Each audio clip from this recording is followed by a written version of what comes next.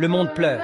Les cris résonnent dans le vide. Les stades sont figés dans un silence glacial. Un maillot suspendu, figé dans le temps. Le football est en deuil. Une légende s'est éteinte. Il s'appelait Diogo Jota. Et ce n'est pas un simple accident.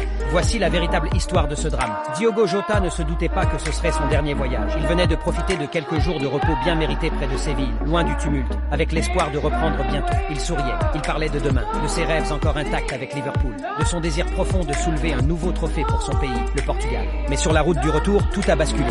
Un camion, devenu incontrôlable, a fauché sa trajectoire. En une seconde, tout s'est arrêté. Les secours ont tenté l'impossible, mais Diogo n'était déjà plus là. Le football a perdu un artiste, l'homme au dribble qui faisait relever les foules, au regard plein de lumière, à l'âme immense. Il laisse derrière lui des titres, des souvenirs. Il avait conquis la FA Cup, la Coupe de la Ligue anglaise, le Community Shield.